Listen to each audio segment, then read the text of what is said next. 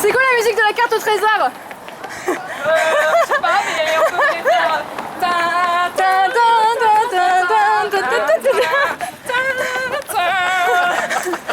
Les rendez-vous de la rédac. Métropolis, on a testé pour vous. Vous allez avoir besoin pour cela de votre tête. Ça va? Vous l'avez? Vos jambes sont efficaces, tout va bien, tout le monde est en basket, personne en talons aiguilles. On s'est incrusté dans un jeu de piste grandeur nature. On a participé au jeu Qui veut pister l'île. On a la radio Métropolis qui est là avec nous. On s'est frotté à d'autres équipes venues jouer les enquêteurs d'un jour avec pour terrain de jeu les recoins du quartier Saint-Sauveur. Pour cette mission intitulée Les monstres de Saint-Sauveur, Déborah était notre animatrice. Vous allez surtout avoir ce roadbook que vous allez devoir constamment suivre qui va vous permettre d'avancer de point en point. C'est pas un jeu de piste où vous avez un plan, ce serait trop facile. Il faut suivre les indications pour vous rendre au point suivant et répondre aux questions. Un jeu, mais pas que, puisque c'est aussi une manière de partir à la découverte ou à la redécouverte de la ville et plus particulièrement de ce quartier. Tout à fait, on a beaucoup de Lillois justement qui viennent et qui découvrent vraiment des endroits où ils n'ont pas l'habitude d'aller. C'est le cas à Saint-Sauveur parce que c'est vrai qu'on se rend ici à la gare Saint-Sauveur, mais on ne va pas forcément dans les petites rues alentours, donc on découvre plein de choses. Pareil pour le Vieux-Lille, il y a plein de petits détails à découvrir. C'est une manière de redécouvrir sa ville, de prendre son temps et de voir de nouvelles choses. Continuons tout droit, vous atteindrez alors une place monument rendant hommage au premier doyen de la faculté des sciences de Lille, l'un des pères de la microbiologie. Nous voilà donc en chemin pour résoudre la mystérieuse affaire qui nous est proposée. Rencontrez le docteur Maboul.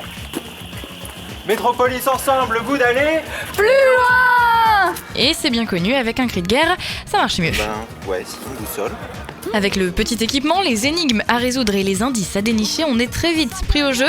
Le travail d'équipe s'organise et on se sent véritablement investi par notre mission, jusqu'à parfois oublier certaines règles. Ah non, mais alors Emma... C'est rouge, Emma!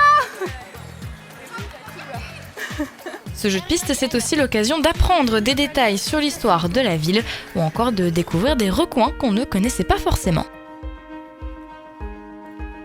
Derrière ligne droite! Le goût d'aller plus loin. Mais pas le temps d'admirer le paysage, le chrono tourne et on a des concurrents à rattraper. On a couru, on est dernier quoi. Les autres ils sont frais comme des gardons. Nous on a couru tout du long et on est les derniers. Alors forcément, quand on arrive dernier, on est tenté de se laisser aller un petit peu de mauvaise foi. Je suis pour dire qu'on s'est arrêté vraiment boire un verre, parce que... Juste un peu. Moi je suis pour dire que c'est de la faute d'Emma. Mais ouais, on est là pour travailler, vous savez. Le jeu, c'était difficile. Juste un tout petit peu. Alors, rapport d'enquête. Quels sont les deux principaux symptômes des patients? Mais on ne se laisse pas abattre, les premiers ne sont pas forcément les gagnants, ça repose surtout sur la conclusion d'enquête. Conclusion qui n'est pas si facile que ça à trouver, il faut le dire. Et quand on écoute la solution apportée enfin par Déborah, on se rend compte qu'il fallait vraiment se creuser les méninges. Et donc l'équipe gagnante du jour, c'est les moutons mutants. Alors c'est toujours un peu frustrant de perdre, mais pendant l'enquête on se prend très facilement au jeu. On s'amuse beaucoup, qu'on soit entre collègues, entre amis ou en famille. Franck et Delphine ont d'ailleurs fait le jeu avec leurs deux filles. On a essayé de faire le petit concours. Et bon, ça nous a bien amusé, les filles ont pu participer. Un peu dur pour elles de suivre le rythme, mais c'était très sympa. Ouais. Ça nous a plu. C'était ludique.